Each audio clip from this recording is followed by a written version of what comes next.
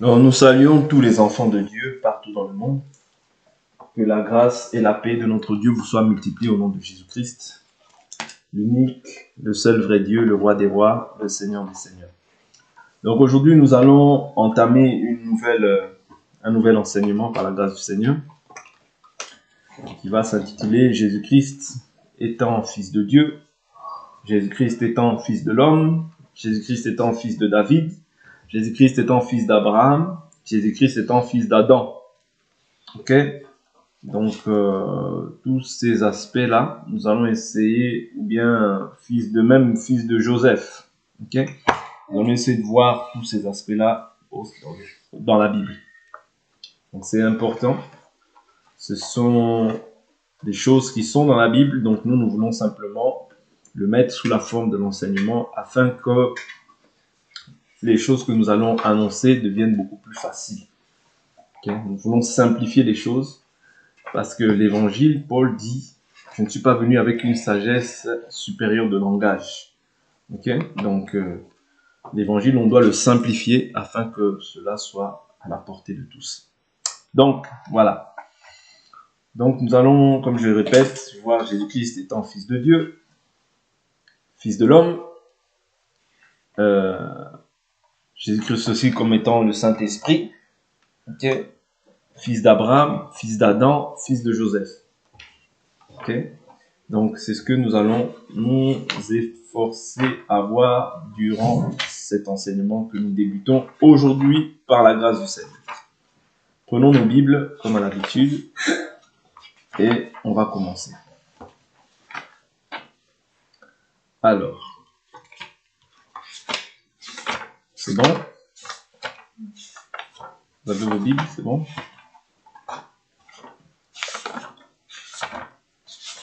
Donc, on parle de Jésus-Christ, donc nous croyons que l'Écriture nous dit que Jésus-Christ, comme on va commencer premièrement comme fils de Dieu, ok?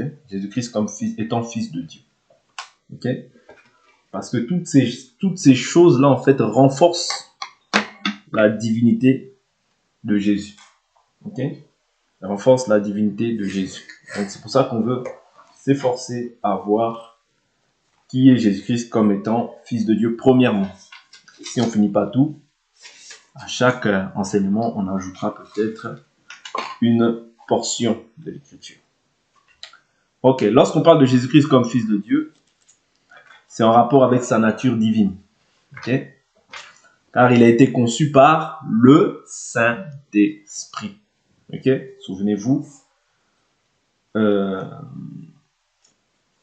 Souvenez-vous dans Matthieu chapitre 1. Matthieu chapitre 1. Prenez vos Bibles, stylo, cahier, parce qu'on va noter pas mal de choses. Matthieu chapitre 1, je prends à partir du verset 18. L'Écriture nous dit, voici comment arriva la naissance de Jésus-Christ. Marie, sa mère, était fiancée à Joseph. Avant leur union, elle se trouva enceinte par l'action du Saint-Esprit. Joseph, son époux, qui était un homme de bien et qui ne voulait pas la diffamer, se proposa de rompre secrètement avec elle. Comme il y pensait, voici qu'un ange du Seigneur lui apparut en songe et dit, Joseph, fils de David, ne crains pas de prendre avec toi Marie ta femme, car l'enfant qu'elle a conçu vient du Saint-Esprit. Elle enfantera un fils et tu lui donneras le nom de Jésus, car c'est lui qui sauvera son peuple de ses péchés. Tout cela arriva afin que s'accomplisse ce que le Seigneur avait déclaré par le prophète, c'est-à-dire Ésaïe.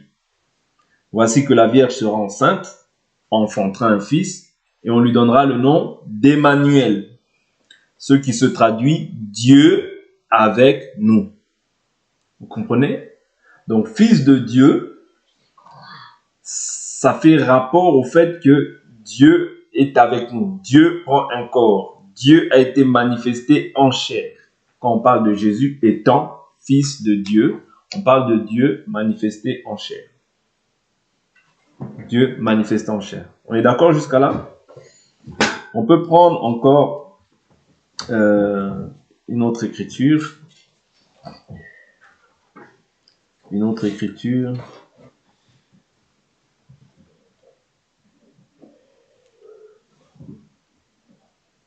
Alors, je prends une écriture pour enchérir un peu la mention Fils de Dieu. Jean chapitre 8, verset 36. Jean chapitre 8, verset 36.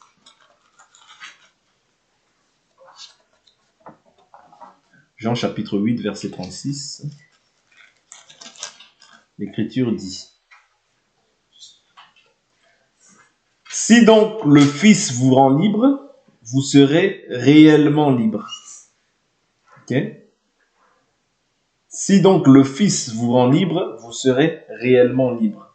Je sais que vous êtes la descendance d'Abraham, mais vous cherchez à me faire mourir parce que ma parole ne trouve pas de place en vous. Moi, je dis ce que j'ai vu chez mon père, et vous, vous faites ce que vous avez entendu de votre père. Ils lui répondirent: notre père, c'est Abraham. Jésus leur dit: si vous êtes enfants d'Abraham, faites les œuvres d'Abraham. Maintenant, vous cherchez à me faire mourir, moi, un homme qui vous ai dit la vérité que j'ai entendue de Dieu. Cela, Abraham ne l'a pas fait. Vous faites les œuvres de votre père. Ils lui dirent: nous ne sommes pas des enfants illégitimes, nous avons un seul Père, Dieu. Jésus leur dit: si Dieu était votre Père, vous m'aimeriez, car c'est de Dieu que je suis sorti et que je viens. Et je ne suis pas venu de moi-même, mais c'est lui qui m'a envoyé. Vous voyez? Dès quand on prend la mention Fils de Dieu, c'est Dieu qui vient dans un corps de chair. Hébreux chapitre 10, tu n'as voulu ni sacrifice, ni holocauste, mais tu m'as formé un corps. Ok? Et c'est par ce corps-là que Dieu vient accomplir sa volonté. D'accord? Jusqu'à là, on comprend? Je prends encore d'autres écritures. Ça va nous aider. Jean 10. Jean 10, 24, 38. Jean 10, prenons à partir du verset 24. Alors, les Juifs l'entourèrent et lui dirent: jusqu'à quand tiendras-tu notre âme en suspens? Si toi tu es le Christ, dis-le-nous ouvertement. Jésus leur répondit: je vous l'ai dit, vous ne croyez pas. Les œuvres que je fais au nom de mon Père rendent témoignage de moi. Mais vous ne croyez pas parce que vous n'êtes pas de mes brebis. Mes brebis entendent ma voix. Mes brebis entendent ma voix. Moi, je les connais et elles me suivent. Je leur donne la vie éternelle. Elles ne périront jamais et personne ne les arrachera de ma main. Moi, mon Père qui me les a donnés est plus grand que tous et personne ne peut les arracher de la main du Père. Moi et le Père, nous sommes un. Vous voyez? Moi et le Père, nous sommes un. Donc, Fils de Dieu veut dire aussi qu'il est un avec le Père. Ok? Il est un avec le Père. Le Fils, c'est aussi parce qu'il y a plusieurs... Quand on prend le Fils, on ne dit pas simplement que... Voilà, on prend plusieurs aspects qui déterminent le Fils. Le Fils, c'est la manifestation de Dieu dans la chair. Le Fils veut dire aussi qu'il est un avec le Père. Ok? Parce que le Père, quand on prend le Père, c'est la partie spirituelle. Oui, le Fils, c'est la partie visible. Ok? Car Dieu est invisible, n'est-ce pas? Oui. Dieu est invisible. Dieu est esprit. C'est ce que nous annonce Jean chapitre 4. Mais lorsque Dieu prend un corps, oui, on prend le Fils. C'est-à-dire, Dieu prend un corps, c'est ce corps-là qu'on appelle le Fils. Est-ce que vous comprenez jusqu'à là? Ouais. Donc, les Juifs ramassèrent de nouveau des pierres pour le lapider. Là, je suis au verset 31 de Jean 10. Jésus reprit et leur dit: je vous ai fait voir beaucoup d'œuvres bonnes venant du Père. Pour laquelle de ces œuvres me lapidez-vous? Les Juifs lui répondirent: ce n'est pas pour une œuvre bonne que nous te lapidons, mais pour un blasphème. Et parce que toi qui es un homme, tu te fais Dieu. Ah, donc les Juifs ont compris que dire que moi et le Père nous sommes un, ouais, pour eux c'est un blasphème. Ouais. C'est-à-dire que lui qui est un homme, il se fait Dieu. Ouais. Il se fait Dieu. Mais Jésus dit quoi? Jésus leur répondit: n'est-il pas dit dans votre loi, j'ai dit vous êtes des dieux? Si elle a appelé Dieu ceux à qui la parole de Dieu a été adressée, et l'écriture ne peut être abolie. à celui que le Père a sanctifié et envoyé dans le monde, vous dites tu blasphèmes parce que j'ai dit je suis le Fils de Dieu. Vous voyez? C'est-à-dire le Fils de Dieu, c'est quand il se fait fils devant les Juifs, ils voient ça comme un blasphème. Parce qu'il a dit je suis fils de Dieu. Donc eux ils les lapident parce que se dire fils de Dieu, c'est se faire égal à Dieu. Est-ce qu'on comprend jusqu'à là? Oui. Il dit si je ne fais pas les œuvres de mon Père, ne me croyez pas. Mais si je les fais, quand même, vous ne me croirez pas. Vous ne croyez pas. Vous ne me croiriez pas. Croyez à ces œuvres afin de savoir et de reconnaître que le Père est en moi et que moi dans le Père. Ok? Donc ici, comme j'ai dit, c'est ça qui définit le Fils de Dieu. C'est-à-dire, quand il dit Fils de Dieu, c'est-à-dire il se fait égal à Dieu. C'est la manifestation aussi de Dieu dans la chair, mais il est aussi l'image visible du Dieu invisible. Colossiens. Colossiens. Oui, Colossiens. Et on prendra Hébreu par la suite. Alors, Colossiens chapitre 1, verset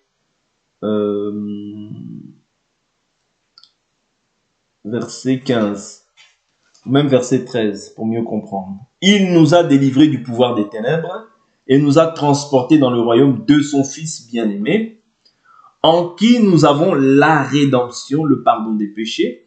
Il est l'image du Dieu invisible, le premier-né de toute la création. Car en lui, c'est-à-dire qui en lui, en Jésus, tout a été créé dans les cieux et sur la terre, ce qui est visible et ce qui est invisible. Trône, souveraineté, principauté, pouvoir, tout a été créé par lui et pour lui. Il est avant toute chose et tout subsiste en lui. Il est la tête du corps de l'Église. Il est le commencement et le premier-né d'entre les morts afin d'être en tout le premier. Okay? Car il a plu à Dieu de faire habiter en lui toute plénitude. Donc, en lui habiter corporellement toute la plénitude de la divinité. Ok? Très important. Colossiens chapitre 1, notez-le, c'est très important. Donc, il est aussi l'image. En tant que fils, il est l'image visible du Dieu qui est invisible. Mais au-delà de tout cela, il est aussi l'empreinte de Dieu. Hébreux chapitre 1. Hébreux chapitre 1. Hébreux chapitre 1, verset 1. Après avoir autrefois, à plusieurs reprises et de plusieurs manières, parlé à nos pères par les prophètes, Dieu nous a parlé par le Fils. C'est-à-dire, Dieu aujourd'hui ne nous parle pas par les prophètes. Bien qu'il ait établi des prophètes, comprenez-moi. C'est-à-dire que c'est l'esprit, bien sûr, l'esprit, c'est l'esprit de Christ. Ok? L'esprit, c'est l'esprit de Christ. Mais quand on parle des prophètes, c'est-à-dire on parle de Moïse, on parle de voilà, tous les prophètes de l'Ancienne Alliance. Mais, pour autant, il a établi des ministres de la parole, selon Éphésiens chapitre 4, 11, apôtres, pasteurs, docteurs, évangélistes, et puis aussi tous ceux qui ont les dons. Ok? Donc ici, on n'annule pas la prophétie. Mais aujourd'hui, Dieu ne nous parle pas par les prophètes de l'Ancienne Alliance, mais aujourd'hui, il nous parle par le Fils. C'est-à-dire que même ceux qui prophétisent, ceux qui annoncent l'évangile aujourd'hui, ils parlent par le Fils. Ok? Ils parlent par le Fils. C'est-à-dire c'est par le Fils aujourd'hui que Dieu nous parle. Ouais, donc il dit quoi? Dieu autrefois nous a parlé de plusieurs manières à nos pères par les prophètes. Verset 2. Dieu nous a parlé par le Fils en ces jours qui sont les derniers. Il a établi héritier de toutes choses. Donc, en tant que fils, il est aussi héritier de toutes choses. Ok? Fils de Dieu veut dire aussi que tu es héritier de toutes choses. Ok? Et c'est par lui qu'il a fait les mondes. Ce Fils qui est le rayonnement de sa gloire et l'expression de son être soutient toutes choses par sa parole puissante. Okay? Après avoir accompli la purification des péchés, il s'est assis à la droite de la majesté divine dans les lieux très hauts. Devenu d'autant supérieur aux anges qu'il a hérité d'un nom bien différent du leur. Ok? Donc le Fils a été fait inférieur aux anges. C'est-à-dire, à quel moment il a été fait inférieur aux anges? Question. À quel moment il a été fait inférieur aux anges? C'est-à-dire quand il est venu dans la chair. Très bien. Oui. Lorsqu'il vient dans la chair, il est inférieur aux anges. Mais lorsqu'il vient maintenant, lorsqu'il repart dans sa position, il est supérieur aux anges parce que c'est lui qui les a créés. Ok? Mais lorsqu'il vient dans la chair pour pouvoir accomplir la mission qui est de s'offrir pour toi et pour moi, c'est à ce moment-là qu'il se fait un moment inférieur aux anges. Parce qu'il prend un corps de chair. Or, les anges sont supérieurs en force. Ok? Donc, auquel des anges, en effet, Dieu a-t-il jamais dit, tu es mon fils, c'est moi qui t'ai engendré aujourd'hui. Et encore, moi je serai pour lui un père, et lui sera pour moi un fils. Oui, auquel des anges. Il dit, et quand de nouveau il introduit le premier-né dans le monde, il dit que tous les anges de Dieu l'adorent. Et il dit des anges, il fait de ses anges des vents, et de ses serviteurs une flamme de feu. Mais au fils, il dit, ton trône, ô Dieu, est éternel. C'est pourquoi le Fils dit, moi et le Père, nous sommes un. C'est-à-dire, Dieu dit au Fils, ton trône, ô Dieu, est éternel. C'est-à-dire, Dieu appelle le Fils Dieu. Il dit quoi? Je reprends. Verset 8, il dit, mais au Fils, il dit, ton trône, ô Dieu, est éternel. Et le sceptre de ton règne est un sceptre d'équité. Oui. Tu as aimé la justice, tu as haï l'iniquité. C'est pourquoi, ô Dieu, ton Dieu, t'a oint avec une huile d'allégresse de préférence à tes compagnons. Oui. Donc, qui est-ce qui a oint le Fils? C'est Dieu lui-même. Mais Dieu appelle le Fils Dieu. Folie pour certains. Non. Donc, la puissance, la prédication de la croix est une folie pour ceux qui périssent. Mais pour nous qui sommes sauvés, elle est la puissance de Dieu. C'est-à-dire que toi, si tu comprends ces choses-là, tu es heureux. Tu es heureux parce que ces choses te sont révélées. Que le Fils est Dieu. Hein? Mais il est Dieu dans la chair. Ok?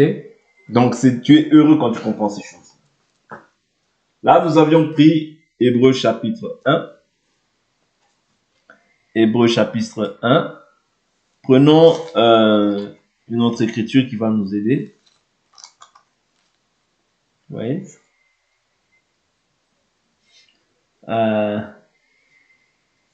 Alors,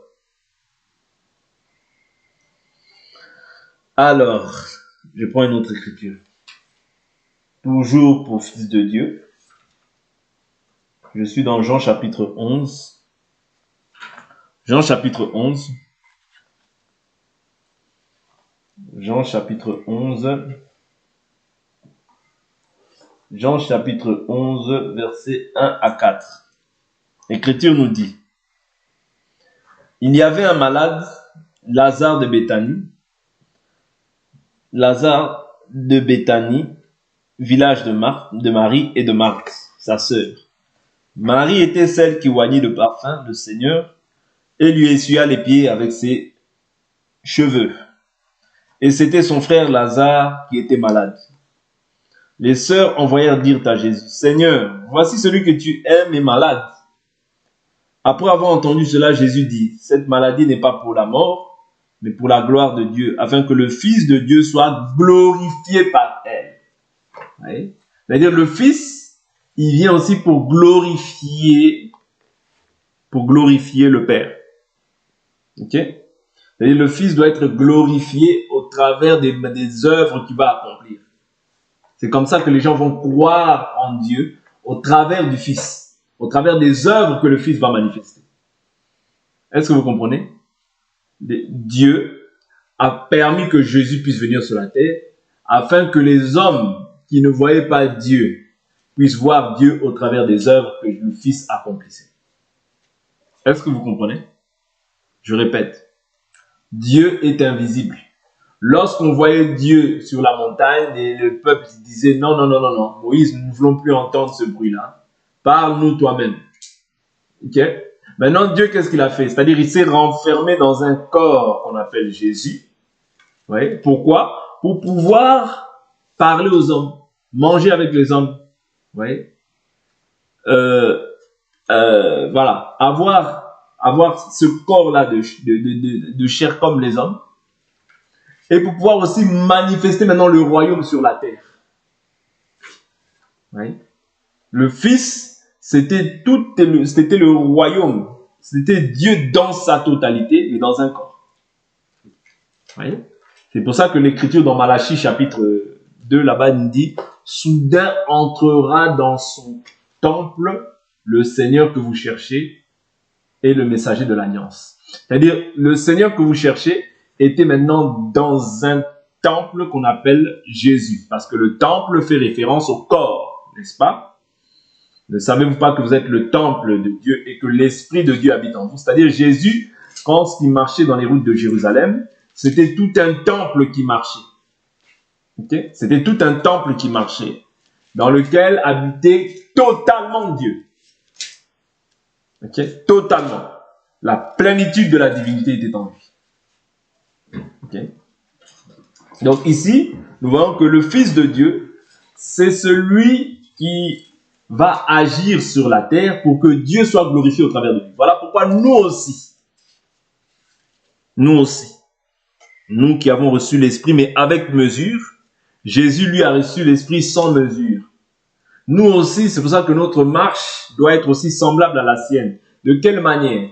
C'est-à-dire, parce que Dieu aussi va se servir de toi et de moi, parce que nous sommes des fils.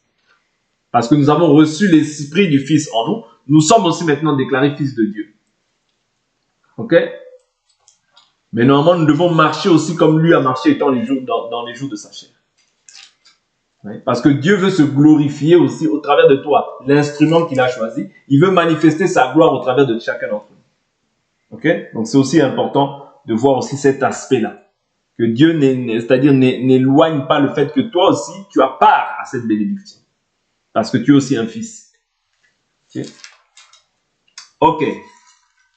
Donc ici, nous voyons que le Fils doit être glorifié au travers de la guérison de Lazare. Alors, je prends à partir, toujours dans Jean chapitre 11, je ne veux pas tout lire, mais je prends à partir du verset 20. Jean 11 à partir du verset 20.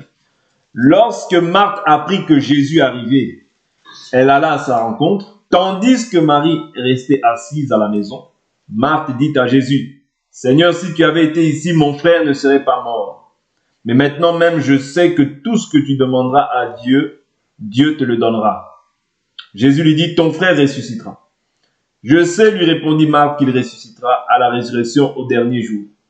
Jésus lui dit, « Moi, je suis la résurrection et la vie. Celui qui croit en moi vivra, quand même il serait mort. Et quiconque vit et croit en moi ne mourra jamais. » Crois-tu cela? Elle lui dit, « Oui, Seigneur, je crois que tu es le Christ, le Fils de Dieu, celui qui vient dans le monde. » Alléluia. Je crois que tu es le Christ. Oui. Parce que Christ fait référence à l'Esprit, fait référence à oint, choisi, béni, tout ça. Maintenant, le Fils de Dieu, c'est-à-dire que tu es Dieu manifesté en chair. C'est ça le Fils. C'est-à-dire que tu es Dieu manifesté en chair. Ok? Celui qui vient dans le monde. C'est-à-dire qu'il avait été annoncé déjà par les prophètes. Luc 24, il fallait que s'accomplisse ce qui était écrit de moi dans la loi, dans les psaumes et les prophètes. C'est des écritures que je vous répète souvent et que vous devez connaître maintenant. Je prends une autre écriture. Jean chapitre 19, versets 6 à 16. Jean 19, 6 à 16. Donc aujourd'hui, on s'épanche vraiment beaucoup plus sur la partie du Fils. Je prends d'abord Jean chapitre 5, veuillez m'excuser. Prenons Jean chapitre 5. Là-bas, il y a une écriture qui est aussi très importante. Jean chapitre 5, je prends à partir du verset 17. C'est bon, on y est? Jean 5, verset 17. L'Écriture nous dit, « Mais Jésus leur dit, mon Père travaille jusqu'à présent, moi aussi je travaille. » À cause de cela, les Juifs cherchaient encore à le faire mourir. Non seulement parce qu'il violait le sabbat, mais parce qu'il disait que Dieu était son propre Père, se faisant ainsi lui-même égal à Dieu. Ouais, se faisant ainsi lui-même comment? Égal à Dieu. Jésus leur répondit, donc, en vérité, je vous le dis, le Fils ne peut rien faire par lui-même, mais seulement ce qu'il voit faire au Père. Et tout ce que le Père fait, le Fils le fait aussi également. C'est-à-dire sans ajouter, sans retrancher. Le Fils le fait également, pareillement. Vous voyez? Donc il dit, car le Père aime le Fils et lui montre tout ce qu'il fait. Il lui montrera des œuvres plus grandes que celles-ci, afin que vous soyez dans l'étonnement. En effet, comme le Père ressuscite les morts et les fait vivre, de même aussi le Fils fait vivre qui il veut. De plus, le Père ne juge personne, mais il a remis tout jugement au Fils, afin que tous honorent le Fils comme ils honorent le Père. Celui qui n'honore pas le Fils n'honore pas le Père qui l'a envoyé. En vérité, je vous le dis, celui qui écoute ma parole et qui croit à celui qui m'a envoyé a la vie éternelle, et ne vient pas en jugement, mais il est passé de la mort à la vie. Vous voyez? Et au verset 25, il dit, en vérité, je vous le dis, l'heure vient, et c'est maintenant, où les morts entendront la voix du Fils de Dieu, et ceux qui l'auront entendu vivront. Vous voyez? Donc nous savons que lorsque Jésus est parti dans les régions inférieures, il est parti aussi évangéliser ceux qui avaient été rebelles au temps de Noé. Le temps de Noé, hein. Ici, je me souviens bien, c'est 1 Pierre qui nous parle de ça. Livre de Pierre qui nous parle de ça. On voit aussi que les morts aussi, il y a les morts physiques comme ça. C'est-à-dire, il y a des personnes qui sont vivantes quant à la chair, mais morts spirituellement. Donc Dieu les considère comme morts et non pas comme vivants. Maintenant, il dit que ceux qui croiront, qui entendront la voix du Fils de Dieu, vivront. Ok? Et nous voyons aussi que lorsque Jésus ressuscite, plusieurs aussi des saints ressuscitèrent aussi avec lui. Je prends le verset 26, il dit, en effet, comme le Père a la vie en lui-même, ainsi il a donné au Fils d'avoir la vie en lui-même. Vous voyez? C'est-à-dire le Fils a la vie en lui-même, la vie éternelle. Ok? Et il la donne à qui il veut. Et il lui a donné le pouvoir d'exercer le jugement parce qu'il est Fils de l'homme. Ok? On reviendra dessus par la suite. Donc, quand on voit le Fils de Dieu, on voit que c'est la manifestation de Dieu, on voit que c'est l'image de Dieu, on voit que c'est l'empreinte de Dieu, vous voyez? Et on voit que c'est Dieu, parce que quand il est Fils, quand les Juifs entendent dire qu'il se fait Fils de Dieu, c'est-à-dire qu'il se fait égal à Dieu. Parce que le Père et le Fils ne sont que un, indivisible, indissociable. Ok?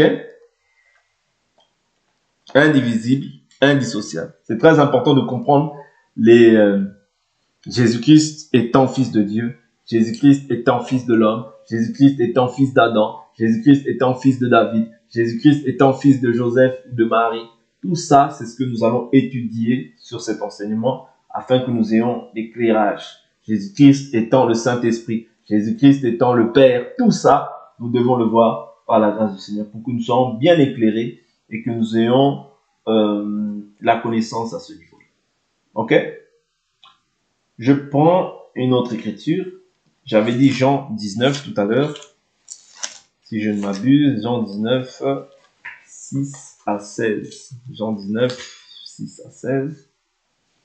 Alors, lorsque les principaux sacrificateurs et les gardes le virent, ils crièrent, « Crucifie, crucifie !» Pilate leur dit, « Prenez-le vous-même, crucifiez-le, car moi je ne trouve pas de motif de condamnation en lui. » Les Juifs lui répondirent, « Nous avons une loi. Et selon la loi, il doit mourir parce qu'il s'est fait Fils de Dieu. » Jean 19, verset 6 à 19. Donc, selon la loi, pourquoi Jésus est mort? C'est parce qu'il s'est fait Fils de Dieu. Ok? Quand Pilate entendit cette parole, sa crainte augmenta. Il rentra dans le prétoire et dit à Jésus, « D'où es-tu » Et Jésus ne lui donna pas de réponse. Pilate lui dit alors, « À moi tu ne parles pas. Ne sais-tu pas que j'ai le pouvoir de te relâcher et que j'ai le pouvoir de te crucifier ?» Jésus répondit, Tu n'aurais sûrement aucun pouvoir s'il ne t'avait été donné d'en haut. C'est pourquoi celui qui me livre à toi est coupable d'un plus grand péché. Dès ce moment, Pilate cherchait à le relâcher, mais les Juifs criaient, si tu le relâches, tu n'es pas ami de César. Quiconque se fait roi se déclare contre César. Donc, le fait qu'il s'est fait fils de Dieu, il se fait aussi roi. Est-ce que vous comprenez? Parce que au-dessus, il dit fils de Dieu. Mais là, par la suite, ils disent quiconque se fait roi. Vous voyez? Parce qu'ils ont compris que fils de Dieu, c'est être égal à Dieu et c'est se faire roi. Ok? Je continue. Et Pilate, après avoir entendu ces paroles, amena Jésus dehors et s'assit au tribunal, au lieu dit le pavé et en hébreu Gabata. C'était environ la préparation de la Pâque et environ la 6e heure. Il dit aux Juifs, voici votre roi. Mais ils s'écriaient, à mort, crucifie-le. Pilate leur dit, crucifierai-je votre roi? Les principaux sacrificateurs répondirent, nous n'avons de roi que César. Alors il leur livra pour être crucifié. Ils prirent donc Jésus et l'emmenèrent. Jésus, portant sa croix, sortit de la ville vers le lieu appelé le crâne, qui se dit en hébreu Golgotha. C'est là qu'ils le crucifièrent et avec lui 2 autres, un de chaque côté et Jésus au milieu. Pilate fit aussi un écriteau qu'il plaça sur la croix. Il y était inscrit Jésus de Nazareth, le roi des Juifs. Vous comprenez? Le roi des Juifs. Beaucoup de Juifs lurent cet écriteau parce que l'endroit où Jésus fut crucifié était près de la ville. L'inscription était en hébreu, en latin et en grec. Les principaux sacrificateurs des Juifs dirent à Pilate, n'écris pas le roi des Juifs, mais il a dit, je suis le roi des Juifs. Pilate répondit, ce que j'ai écrit, je l'ai écrit. Ce qui est écrit, est écrit. Ce qui est dit de toi, est dit de toi. Ce que Dieu a déclaré, il va l'accomplir. Il est le roi des rois, le Seigneur des seigneurs. Et là, il est roi, comme je le dis. Pourquoi? Parce que s'étant fait fils de Dieu, il se rend égal à Dieu et Dieu est leur roi. Vous voyez? Dieu est leur roi. Ok? Les soldats, après l'avoir crucifié, Jésus prirent ses vêtements et ils en firent 4 parts, une part pour chaque soldat. Ils prirent aussi sa tunique, qui était sans couture, d'un seul tissu depuis le haut jusqu'en bas. Ils dirent entre eux, ne la déchirons pas, mais que le sort désigne celui à qui elle sera. C'était afin que s'accomplisse l'écriture. Ils se sont partagés mes vêtements, ils ont tiré au sort ma robe. Voilà ce que firent les soldats près de la croix de Jésus. Se tenait sa mère, la sœur de sa mère, Marie, femme de Clopas, Marie, Madeleine. Vous voyez, donc ici, nous voyons encore que l'écriture doit être accomplie. Okay? L'écriture doit être accomplie en ce qu'il doit être fils de Dieu, en ce qu'il doit mourir aussi comme étant roi. Parce que fils de Dieu, je le répète du moins, c'est se faire Dieu. Et en dehors de se faire Dieu, c'est-à-dire c'est être aussi roi, le roi d'Israël. Ok? Alors,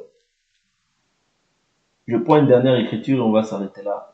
2 écritures, on va s'arrêter là. Jean 20, 28 à 31. Jean chapitre 20, 28 à 31. Ok? Jean chapitre 20, 28 à 31. Thomas lui répondit, mon Seigneur et mon Dieu. Jésus lui dit, parce que tu m'as vu, tu as cru. Heureux ceux qui n'ont pas vu et qui ont cru. Jésus a fait encore en présence de ses disciples beaucoup d'autres miracles qui ne sont pas écrits dans ce livre. Mais ceci est écrit afin que vous croyiez que Jésus est le Christ. Le Christ, comme je vous ai toujours dit, Christ veut dire oint, ouais, oint, béni. Donc c'est la partie spirituelle. Okay? Quand on parle du Christ, on parle de la partie spirituelle, c'est-à-dire qui est en Jésus. C'est-à-dire Jésus-Christ. Jésus-Christ, c'est Dieu manifesté en chair. Quand on parle du Christ, on parle de la partie spirituelle. Quand on parle de Jésus, on parle de Dieu fait chair. Dieu qui a été manifesté, Dieu qui a pris un corps. Ok? Donc il dit, ceci est écrit afin que vous croyiez que Jésus est le Christ, le Fils de Dieu, et qu'en croyant, vous ayez la vie en son nom. C'est-à-dire la vie n'est obtenue en aucun autre nom, mais que dans le nom de Jésus-Christ. Ok? Comme je vous ai dit, je prends une dernière écriture. Romains chapitre 1, verset 4. Et on va s'arrêter là pour aujourd'hui. Romains chapitre 1, verset 4. Alors, Romains 1, verset 4. Alors, même je prends le verset 2. Cet évangile, Dieu l'avait promis auparavant par ses prophètes dans les Saintes Écritures. Il concerne son Fils, né de la descendance de David selon la chair, et déclaré Fils de Dieu avec puissance, selon l'Esprit de sainteté, par sa résurrection d'entre les morts, Jésus-Christ notre Seigneur. Donc il a été déclaré aussi Fils par la résurrection et par l'Esprit de sainteté. Ouais, c'est-à-dire l'Esprit, c'est l'Esprit qui a dit, celui-ci est mon Fils unique, écoutez-le. Ouais, donc il a été déclaré Fils par l'Esprit. C'est l'Esprit de Dieu qui vient, quand il vient habiter en toi, fait de toi aussi un fils. Si tu n'as pas, voilà pourquoi l'Écriture dit, si quelqu'un n'a pas l'Esprit de Christ, il ne lui appartient pas. Autrement, il n'est pas un fils. Ok? Celui qui n'a pas l'Esprit de Christ ne lui appartient pas. De même, ce qui a permis que Jésus soit déclaré comme fils, c'est l'Esprit. Voilà pourquoi Jésus est fils. Bon, Jésus est né dans la chair comme un enfant, mais en réalité, il est fils puisqu'il a été engendré directement de l'Esprit. Il n'a pas été engendré de l'homme. C'est-à-dire la partie de fils, c'est la partie qui quand on t'appelle fils de Dieu, c'est parce que Dieu maintenant t'a revêtu de son esprit. C'est alors que maintenant, il peut te déclarer avec force et assurance que tu es fils. Donc c'est très important de comprendre ça. Donc pour aujourd'hui, nous allons nous arrêter là et nous allons prier, remettre ce moment entre les mains du Seigneur.